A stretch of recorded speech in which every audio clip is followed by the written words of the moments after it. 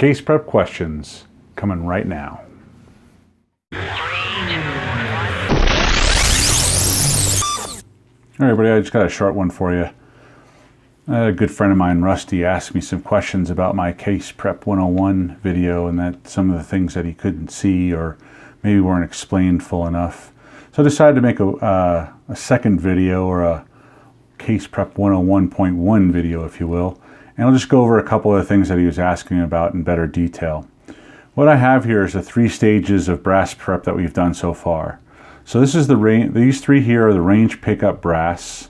These 3 here have been washed in Dawn liquid soap and stainless steel pins in a rotary tumbler for 1 hour. And then these 3, including this one in the case gauge here, have been sized, deprimed, trimmed, inside and outside chamfer, and had the primer pocket crimp removed and cleaned, and then put back into the tumbler with the car wash soap and Let Me Shine for 3 hours. So just to get you a close-up view of our range pickup brass here, you can see that this one here is all muddy and grimy. You wouldn't want this to go through all your tools and your dies and stuff. So this is why I wash it once for about an hour with a Dawn. I believe, yeah, this one's still got some dirt inside of it still. I mean, it was buried in the mud, I'm sure. But it's still a good piece of brass. It just needs to be cleaned out. So that's why I go through that step of the process, is to wash the brass as covered in my day after the range video. But none of these have been washed. They're just range pickups only. Okay. So the next 3 are these guys here. Now these guys have been through the tumbler for 1 hour with Dawn and the stainless steel media only. You can see that there's no dirt, no grime. You really can't see inside the cases, I'm sorry, but most of the carbon buildup, or a good part of at least the chunky stuff, has been taken off.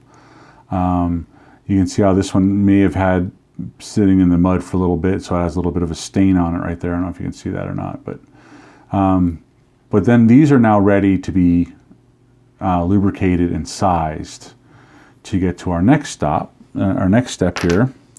So these 3 here, or these, we'll just point out these 2 for now, are nice and shiny and look brand new. They've been, you can see that or not, there's the, get a focus here. Sorry guys, I'm just trying to get it in focus so you can see. Yeah, it's not doing a macro too well, I guess, but you can see that just barely there's a chamfer on the inside there, and then outside chamfer. The nice beveled edge on the primer pocket where the crimp was, and the primer pocket itself is pretty darn clean. Same thing with this one here. You can see how that brush really scrubs out that grime out of the primer pocket there. You can see the beveled edge there as well from the removing of the factory crimp. And then the biggest question that my friend Rusty had was on the case gauge. I apologize that in the other video you weren't able to see this very clearly. I mean, I can't see behind the camera, so I'm not sure what you guys are what's in focus or not, but I'll make sure this is in focus. I'm actually behind the camera this time. So here's our washed brass, and we'll go ahead and stick it into the case gauge, and you can see that it sticks up. This obviously needs to be resized. It's definitely way too long. I shouldn't say too long. It is too wide. It's been, you know, the firing of it has expanded the case to the point where it will not fit into a chamber again. And that's what this case gauge does. So I don't want to tap it in there too hard. I'll never get it back out. But it should fall just directly right into the case gauge. So that's one that needs to be resized in the sizing die.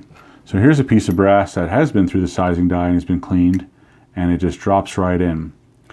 Now if you look at the case gauge, there's a, see if I can get it right there. You can see that there's a stripe right here across the top and a high spot on each side.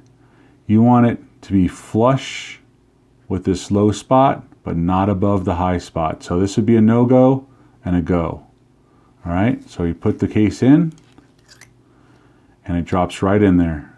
Nice and perfectly level with that lower ridge right there, the go side, but below the no-go side. So that's perfectly sized case. And if you flip it over, same thing. You have a stripe across the top of the go side, and this side is the no-go side. So if you can look down there, and that is just perfectly level with that.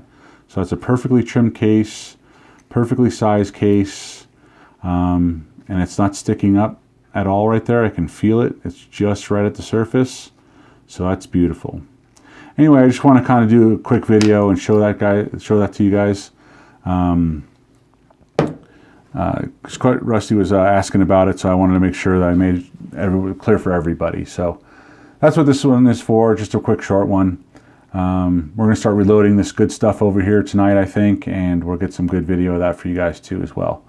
Until next time, this is Fred with Bravo 1 X-Ray 73. Have a great night.